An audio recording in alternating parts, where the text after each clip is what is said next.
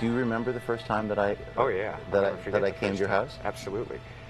I remember we sat in the screening room, and I remember the sun was shining. You came in and you started talking. I'd read the script, and you just started talking about the film. And the next thing I know, you were almost dancing on the table. Oh, wait a second. wait. No. You were moving around. Maybe I was kind of doing like a kendo thing. No, man. You were right there with the sword and jumping, and I was enthralled, and I got so excited about it. But just your enthusiasm and your intelligence and your insight into the characters and the time and what you wanted to do, I felt this is totally original. It's like almost like you have to focus on action. Let's get his glance. Just draw our camera left. Good. Now. Sorry.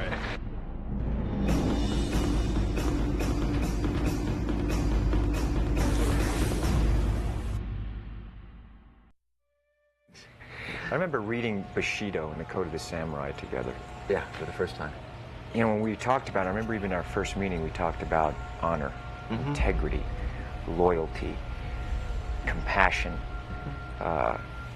These are things that I know you hold true to yourself, that are very important in my life and in our lives. And we were looking at today and what is the world like and the idealism of that code. You know what I remember too? I remember as we first started to talk, I remember recognizing that we realized we both had sons, and that somehow this movie was caught up with those things that we hope to somehow teach or communicate to our sons. 父上が戦で死ぬのは名誉だと言ったよ。彼はそう信じていた。戦で死ぬのが怖いよ。自分も。でもたくさん戦をしてきたんだろう。いつも怖かった。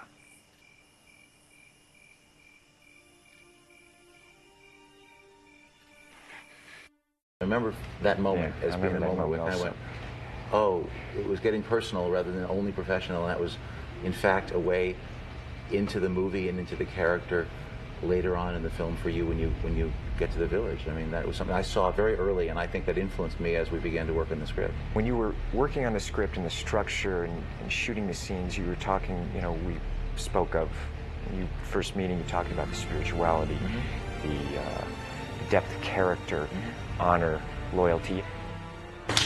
Action!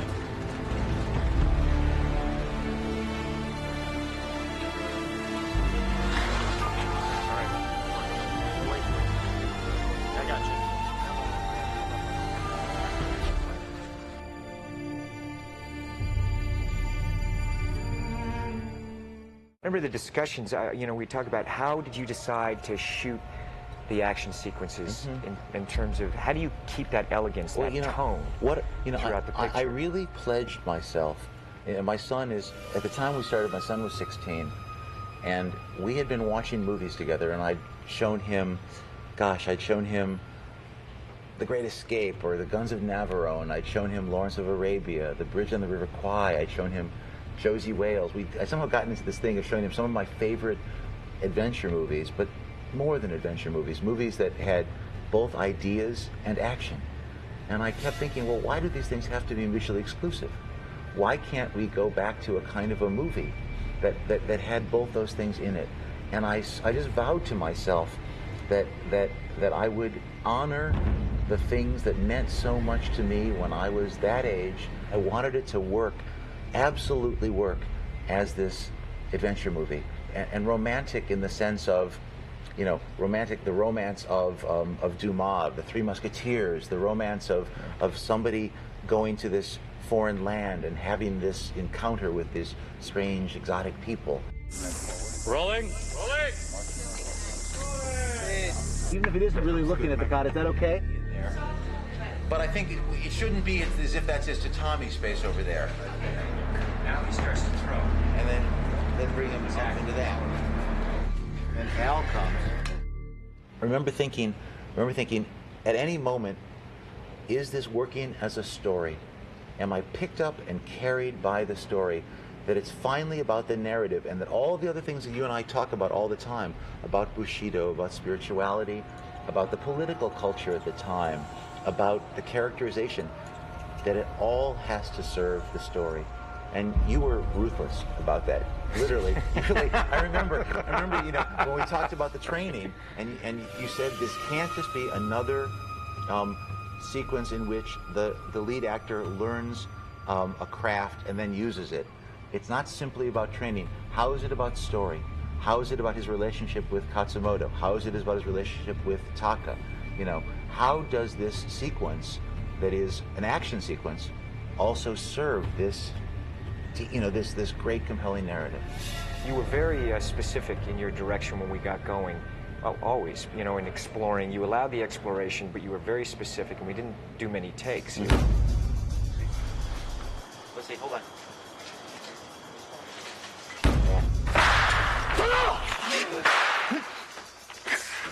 And cut. There. Let me see it. Right. Sit down.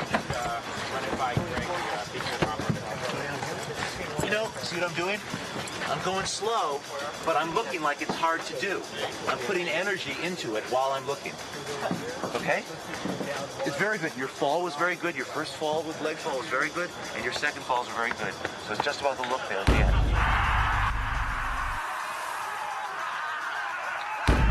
They take 2 steps, and then bang. They look around, and they do what they did yesterday until we say freeze. Go. And action. Boom!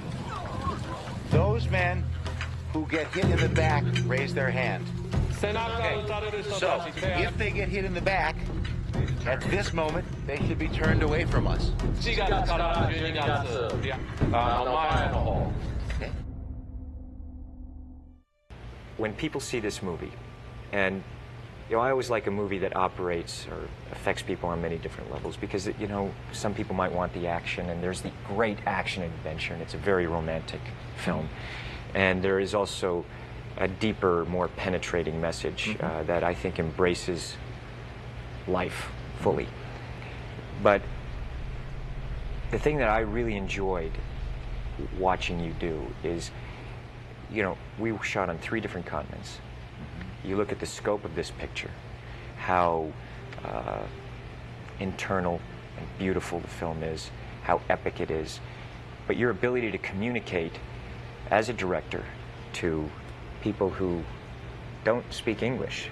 Some of these actors did not speak English at all, and we were moving at a clip, and every performance is important, and every moment is important, yet you had the ability to communicate very precisely in another language and get the performances that you want, and you also knew when you had the performance.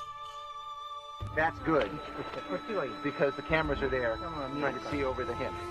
Okay? That's your mark, Yuki, okay? Action! Action! Go! Just hold your line until Tom offers the sword to the boy. Then start your line. When I step back. Yeah. I think you should just do it. I'll see it in his eyes. He'll go. That's okay. He'll start. Fly. That's good. Thank you. Okay. You're detailed to that time period and the respect that you're paying to a culture which is enigmatic in many ways. And I remember you and I having that discussion. How are we going to get in? Because I've been to Japan many times. You've been to Japan. And how are we going to get in? You may look at him, but do not speak, unless spoken to, obviously. If he stands, you must bow. If he bows, you must bow lower. Do I look presentable? Haven't worn it in a decade. I think it's confusing enough in a movie sometimes when there's a big cast, when it's your own culture, to sort of say, well, who's he and who's she and what is their relationship? So the clarity of that casting, I think, became doubly important to not just invest in them the sort of philosophical roles that they took in the story, but also that for an audience, they would identify with them as completely as if they were somebody, in a familiar setting, in their own family, in an adventure story that was familiar. That was the challenge, I think, was to find people that were so distinctive and so complete as actors, and then to work with them to even further sort of individuate. I certainly remember that. Take on the armor. When you take the sword, as you're taking it out and you look, I need a moment for you to see what's happening. So you're taking the armor, then you scream. But I need for you to see what's happening. Okay? Okay, good. Sasuke will run in there. Go. Action. He runs in there. He grabs the sword. Right? Now he comes back. He's going to try to get Katsumoto.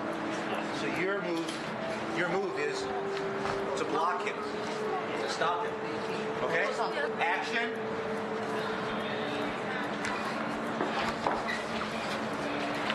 Right. Now guys, let's hold on there. Let's have Sosuke get to here, and you come to there. Okay? So one more time, Sosuke, and action. Great. Got the sword, and come. That's good.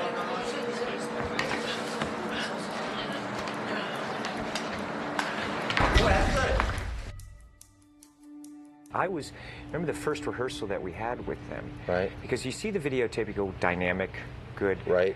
But I remember the night before going, okay, remember you and I talked about we really want to make it so safe for them and comfortable. Right. And what is their style going to be? How do you communicate? Because we were both being very particular. I remember the day about making sure that we were very, we studied up about the manners and what they expected. Were you as surprised as I was? And I think back, I shouldn't be, because suddenly there was that universal language of acting. Yeah.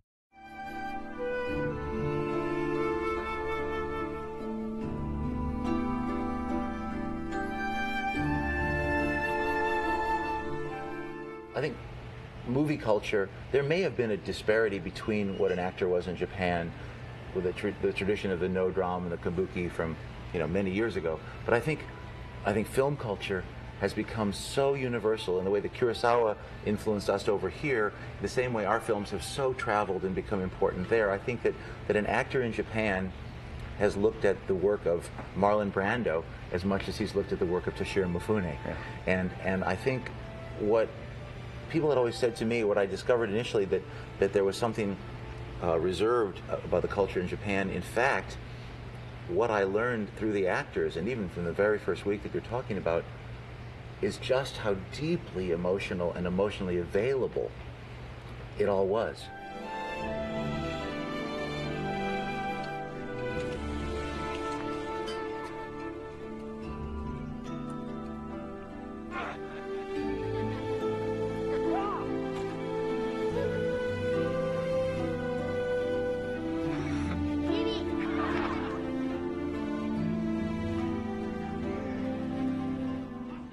They're amazing to watch. How elegant. Yeah. You don't see a lot of Western actors or any other actors with that kind of physical control. And even Ken Koyuki, her natural elegance. It's true.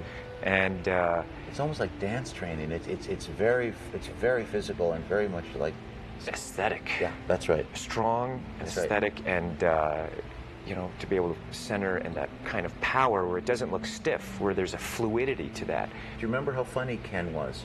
Yes. You gave him a hat the first day you had those hats made, and the first thing he did was to sort of turn it around to look like yours, so that you were on a par with each other. I know. That was wonderful, that humor. That's right. No, we have another shot on you. It's on both of you. He said it's on both of us. He said it's finished. Did you feel competitive with yourself because you directed a great training sequence in Glory? Yeah. Yeah, that's I mean, funny. were I mean, you know, sleepless nights for you, or were Yeah. you saying, "How am I going to do this? It's got to be better than the I last started time I to feel did it." bad about it until I realized that John Ford made about 4 cavalry movies and stole from himself mercilessly in every one. So the fact that there may be some reference, there might be something that's a cousin to something else, or draw upon something, I realized, well, you know, go with what you know. But also the final battle. I wanted to do a battle Yes. that topped anything I'd done before. That you felt you'd gone as far as you could, and then it went farther. As we went along, I started to realize, I mean, I knew beforehand what an ambitious picture this was. Right. But I remember standing on the battlefield with you. Right. And we were there. I remember looking over the thing, and I just looked at you. I said, "Did you have any idea that this was going to be ambitious?" I think sometimes in a movie, if you act as if you know, and you have to sort of make those appropriate noises. But when you actually get there on the day and you say, "Oh my God, what was I thinking?" The truth is, I think if we had not done all the work we had done beforehand, we never would have been able to make the movie. Can you get any more to your left or not? Higher. Can you see the lens? Good. Yeah. Okay. Good. Now everybody else can scoot in here too. And then can you come in a little bit here? Squeeze in. Come in. That's good. That's right. Now let me see what that looks like. Lee holds that thing up. Hold on, Lee. Lee. Now signal him, Lee. All right, now, you know what? We could maybe do this in the shot without a separate thing tonight, right? Perfect. That's great. Okay, let's shoot it. Go!